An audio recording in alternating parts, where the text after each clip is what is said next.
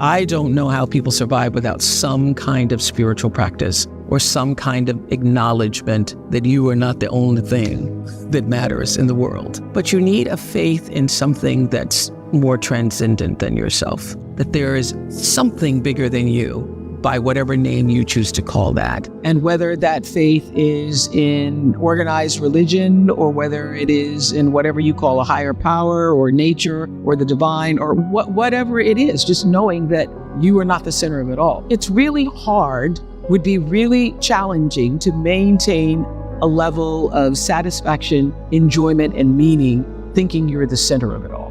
So knowing that there's something bigger than you and that there is the mystery of life and that you lean into that, that's key. You cannot control all of the external circumstances in your life, but you can control how you feel about those circumstances in your life. The poem Invictus, which I learned when I was 8 years old, the last lines are, "I'm the master of my fate, I am the captain of my soul." And so what that taking control of your emotions and not allowing your emotions to control you, taking the wheel, allows you to be the master of your fate and the captain of your soul, and to do that with greater happiness. And so being able to be the captain for yourself and master your own fate begins with mastering those emotions.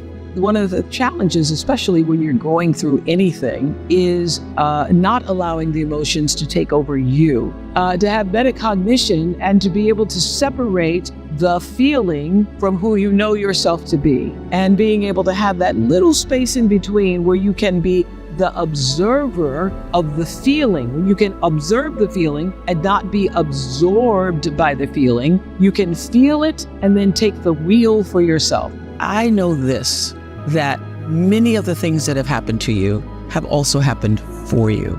And that I learned when the crisis or the challenge showed up for me, I immediately would ask, sometimes out loud, but certainly in my own conscious spirit, what is this here to teach me? And how can I get that lesson as soon as possible? And this, I guarantee you, the moment you have the conscious realization of, oh, this is why this is here, showing up to allow me to see whatever that is in your life, it changes for you. I would say be easy with yourself. Be easy with yourself.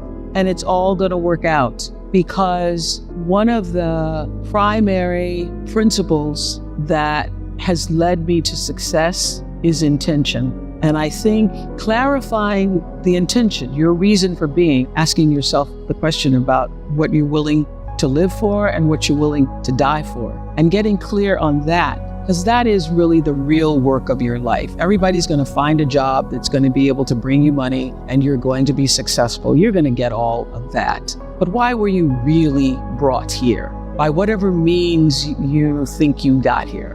Why are you really here? You've come here to serve and you've come here to love. And how are you going to use your service in love, first and foremost to yourself? Because the work is not to make yourself perfect, but to start to begin to make yourself whole. How are you going to do that? How do you fill yourself up to be a whole person, a full person of kindness, of grace, and being able to offer that into the world, along with all the wonderful skills you all are going to have? How do you offer that into the world in service that lifts you up and allows you to meet the rising of your life and lifts other people up? And so changing the paradigm to how, not just what am I going to do, but how am I going to serve?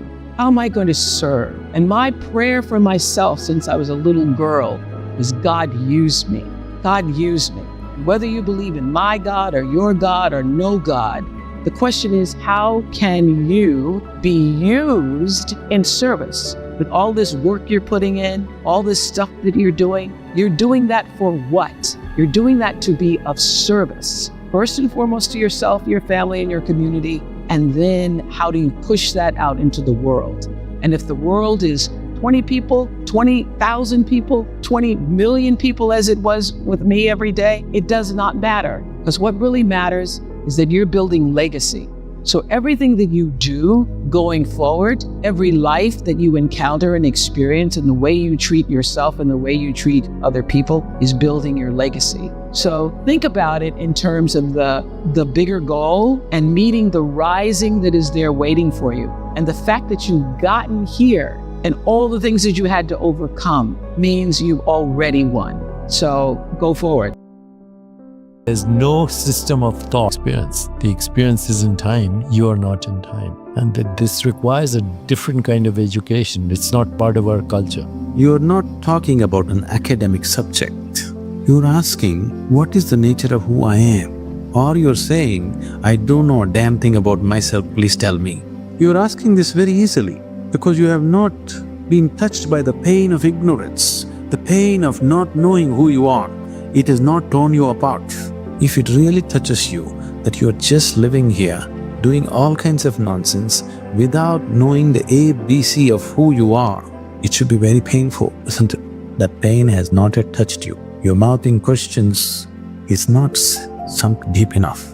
So every day, you must remind yourself, at least spend 10 minutes in the morning. Just see what an utter idiot you are. You don't know anything about yourself, but you're busy with all kinds of nonsense in your life.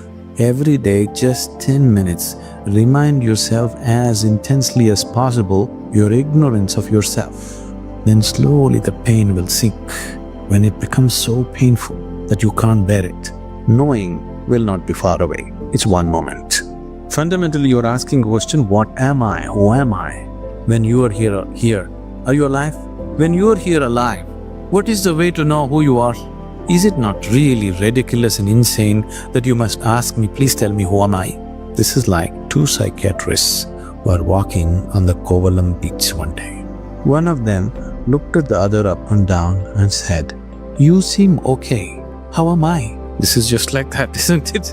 You're sitting here, you're alive, you're existing, and you're asking me, who am I? What am I? Is it not ridiculous? Very ridiculous, isn't it? Only thing is, the majority is with you. That's the only comfort which has not allowed you to know the pain of ignorance. You have a huge majority of people around you who are all saying, yes, this is the way to be. That is the only thing which has given you some comfort. Suppose you are the only man on the planet who does not know who you are. Everybody else knows. You know how it would be for you? Yes. You don't know who you are.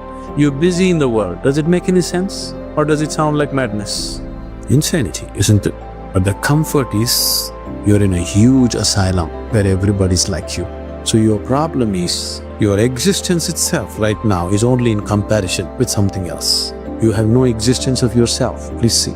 Right now, if you don't have something that everybody has nose. Suppose you did not have a nose.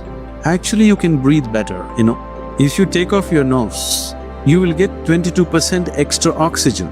You will be more healthy. Everything will be better. But you know how you will suffer? Because everybody else has a nose. Yes or no? Or if you get something extra that other people don't have, you still suffer. Suppose you grew one horn. You know how terrible it would be? But if everybody had a horn, then we would be polishing it and decorating it, Your very existence is in comparison. There is no existence of yourself. Everything is in comparison. So, with that comfort, you're passing off without knowing the pain of not knowing. If you know the pain of not knowing who you are, then if you just see that I don't know anything about myself, tears will come. If it starts tearing you apart, knowing is not far away. It's very simple. It's very, very simple because after all, you want to know what is within you, isn't it? Can what is within you be denied to you by anybody or anything? Do you need a passport to go within? Do you need a visa to turn inward and know what's within? Do you need somebody's permission? Or can somebody stop you? Can any authority in the world stop you? So who is stopping you? Who could be stopping you? Only yourself. Nobody else but yourself. Nobody else is capable of stopping you, isn't it? So why are you stopping yourself? Simply because you made your whole existence of life moves beyond sense perception. Then your experience of life is absolute, not in comparison with something else. Then your experience of life has transcended the limitations of the physical. Then you have created an atmosphere to know who the hell you are.